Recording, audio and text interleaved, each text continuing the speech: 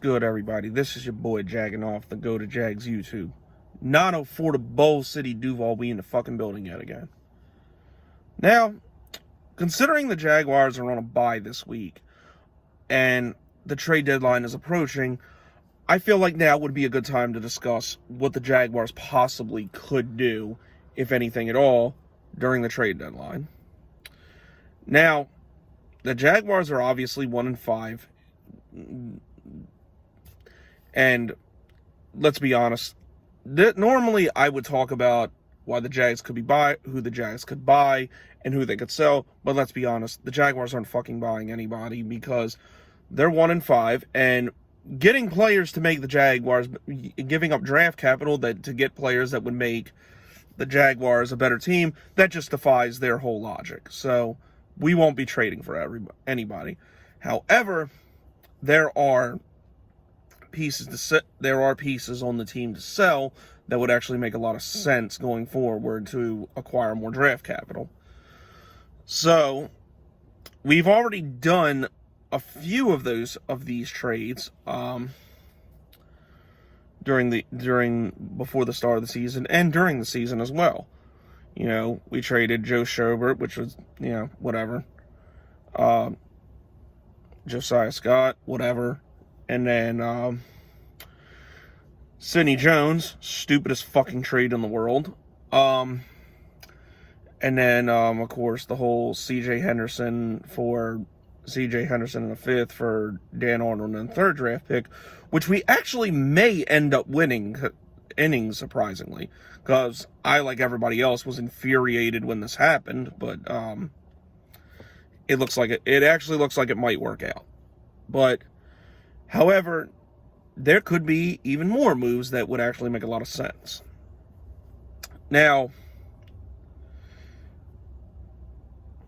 when I say, when we talk about players who we could sell, one obvious one to me would have been DJ Chark, but he's out the rest of the season, so he'll be ineligible during the deadline, and he'll be on the team at least for this year. However, I know some people would say, just get rid of him or franchise tag and trade him. However, I feel this injury might have saved DJ Chark with the team for at least one more year. What I personally would do with him is put a second-round tender on him next year. Now, we did this 2 years ago with Keelan Cole, and we knew obviously no one was giving us a second-round pick for Keelan Cole. But with DJ Chark, it's highly unlikely, but I'd say it's possible. If someone gives us a second-round pick for him, okay, cool, we spent the second-round pick on DJ Chark, so we basically get it back. But if they don't, then he's here one more year, and, we can kind of do whatever with him. And it'll give him a chance to up his value more or keep him long-term. But personally, I feel like the biggest thing the Jaguars offense is missing is a number one receiver. And as much as I do like DJ Chark and as much as I wanted him to be it, he's not it. He's just not. But, yeah. But anyway, other people on offense, we have a few. I'm going to start with the most obvious one. If anybody offers anything, the Jaguars should jump on it immediately, and that's A.J. Cann. Now, A.J. Cann was a former third-round pick. He's been a solid starter. He's been okay. I don't love him, but I don't hate him either. He's fine. But if somebody offers, anything, it makes sense to deal him because he won't be back this year. After this year? Why? Ben Barch is just as good, if not better, and he's younger and on a rookie contract. Also, the depth on the guard position is pretty good. So it just kind of makes no sense for him to be here. So if somebody offers anything for him, I would take it. So, considering AJ Cann, played through not only a rookie contract, but a 3-year extension. He'll be 30 years old next year. And, if they end up getting something for him, it's actually a pretty good win. And it's actually one of the better Dave Caldwell picks. Shocking, I know. But then, but another one a lot of people seem to bring up is Andrew Norwell. Andrew Norwell, I'll be honest about him. Like, when the first 2 years we had this guy, I fucking hated him. Like, I hated him. But I will say, between this year and last year, he's played well. Obviously not good enough for that contract, but he's played well. So honestly, if it's not as much money, what's done is done. We've paid the majority of that contract. So what we paid him is what we paid him. What's done is done. So if it's for not as much money, I would honestly be okay with re-signing this guy because he's been solid. Between him and Cam Robinson, those have been our two best offensive linemen this year. So, but if the Jaguars know in their heart of hearts they're not going to re-sign him, if somebody puts an offer for him, I'd deal him. Just because he probably he probably has more value than Can. But if there's a possibility that the Jaguars want to re-sign him, I would try and keep him to re-sign him. Like, because this offensive line has been very good this year. Well, I don't know if very good is the right word, but pretty good at least. So, keeping, Barch and then Norwell, you at least got the guard shored up for another couple of years. So, that's a good thing. Then another possibility to go would be Cam Robinson. Now, I'm going to tell you something about this. If Cam Robinson is here past the deadline, let alone they want to re-sign him next year, that is basically the front office telling you, okay, we fucked up on that Walker Little pick. Which, so far, it looks like they have. Because, I mean, my God, to think all we had to do was trade up 2 spots and we would have had Trayvon Merrick, or just stayed put and we could have drafted Pat Freiermuth, is honestly fucking infuriating that we took Walker Little instead. Like, truth be told, Cam's been decent. Like, Cam Robinson honestly has been a solid left tackle. He hasn't been great, but he hasn't been horrible either. Even in the 1 year where like he came back from that torn ACL and his like performance was kind of down, he honestly has been good. And then, everybody questioned using the franchise tag on him, but it's like, okay, we overpaid him a little bit with giving him that tag, but considering what Trent Williams got and what the Chiefs had to give up to acquire Orlando Brown Jr., then pay him, we actually made out pretty good. So, I'm all for bringing Cam back, but yeah, I'd say if he's not traded, this pretty much shows that, they kind of fucked up with the Walker Little pick. And if we didn't draft Walker Little, I honestly, and we lost Cam, I honestly would be okay then with taking the fucking left tackle from Alabama next year. But it's like, here we've done, but it's here. Cam Robinson was a 2nd round pick, and then we spent a 2nd round pick on this guy, Walker Little, and it's like now they're basically going to go to waste because because you draft another left tackle. Like, it's fucked. But, whatever. I'm harping on positions too much.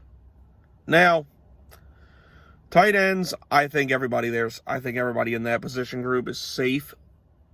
We just acquired Dan Arnold.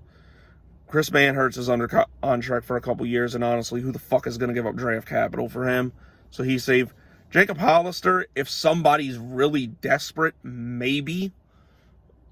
And I would say the same thing with James O'Shaughnessy, but James O'Shaughnessy's hurt, obviously, and he'll probably get cut as soon as he's able to come back. But looking at both of those guys, who the fuck really is going to give up draft capital for them?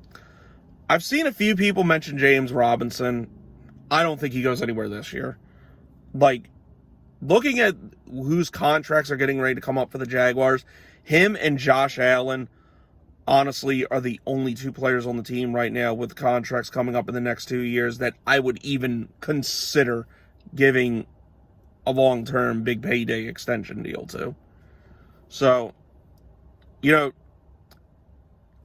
going to have a whole video about James Robinson and his whole contract situation, but basically he should be priority number one in the offseason. I'll put it that way.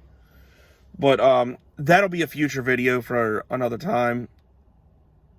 But yeah. Now this next one is really going to shock people. And I don't think this is going to happen, but with the Jaguars, you got to throw logic completely out of the fucking window. And if I can see a reason there's a possibility they would do this, don't rule it out. But I don't think it'll happen. Marvin Jones. Now, the reason I say that is, yes, Marvin Jones has been our most consistent receiver.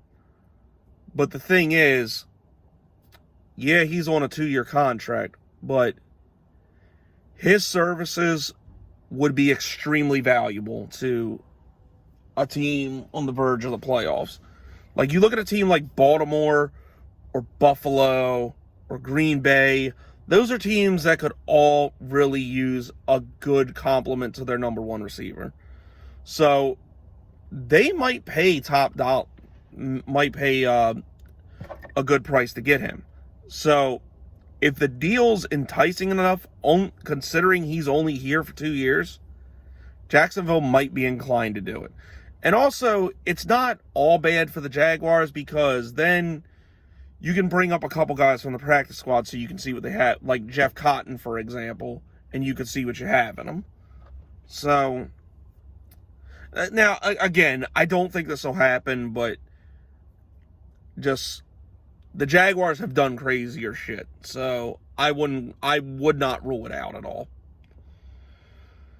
But that's basically it on offense. Defense, there isn't a lot. Now, the only one with any real type of trade value is Josh Allen, but of course he's not going to go anywhere because he loves being here, and like I said, him and James Robinson are about the only people who I'd even consider giving long-term extensions to. Like, he's obviously earned it. He's definitely the best player on our defense. So, yeah, I don't, never say never with this fucking team, but I'd be really shocked if Josh Allen ever goes anywhere. The only other one that might have some trade value is Damian Wilson. Now, we won't get much for him, but, if you can get a draft pick for this guy, I would go ahead and take it, because, look, Miles Jack's going to come back probably after the bye. And then you got Shaq Quarterman, who, in sample sizes, has played really well. I think now, with 2 more years after this year on Quarterman's rookie deal, and mind you, this is the pick we used for the draft pick we got for Nick Foles from Chicago. I think now, and I've said this guy needs to get more playing time. He's been an absolute beast since, getting some more playing time. Like, I think at this point we're kind of wasting our time with Damian Wilson because he probably won't be here next year. But, for anybody that's down on linebackers, he's a nice reserve piece, or even temporary starter. So, you never know, you could get some late round pick for him. So if an offer's there, I would take it. And then this one's wishful thinking, but it's possible, I guess.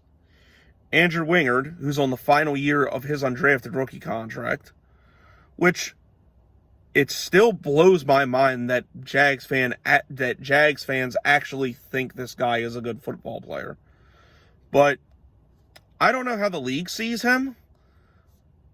But, I mean, fuck. If somebody's that desperate to get Kansas City might be that desperate because Daniel Sorensen fucking sucks. So, you get some kind of draft pick for him, I would do it. And considering Andre Cisco looked great in the preseason, and you spent a third-round pick on him, and you got this fucking meth head fuck playing in front of him. Like, you have to see what this guy has. Like, it just blows my mind that the only rookies that have gotten any significant playing time is obviously Trevor Lawrence, Tyson Campbell, and then Luke Farrell. Other than that, every other rookie on the team has been fucking non-existent. And with how bad this secondary is, like, it's not going to make that much of a difference if Andrew Wingard's gone and we're playing Cisco. It can honestly only go up from there. So it's like, at some point, you got to see what this guy has. And so, yeah, if you can get something for Wingard, why waste anyone's time? Just fucking do it. Like, I don't know. But anyways, those are the players who I think are realistic possibilities that could get sold at the deadline. Personally, if in the event that it won't happen, but in the event that every single one of these players get dealt, it's not going to make too much of a difference for the Jags this year, honestly. So, it's a good way to build up on draft capital. Again, the players are AJ Cann, Andrew Norwell, Cam Robinson, Marvin Jones, Damian Wilson, and then Andrew Wingard. Like I said, the Marvin Jones one I think is the very least likely to happen. The very least likely one to happen. I doubt that one happens, but don't rule it out. Like I said, if there is an offer for him, I'd say the most realistic possibility is AJ Cann. Like, it makes no sense not to deal him if somebody wants him. But anyway, that's it. That's all, people. This has been your boy Jagging Off. Let me know if you think I'm missing anybody here that could possibly get traded or you wouldn't mind seeing get dealt. But that's it. That's all, people. It's been your boy Jagging Off. Go Jags. Do what till I die. And I'm gone.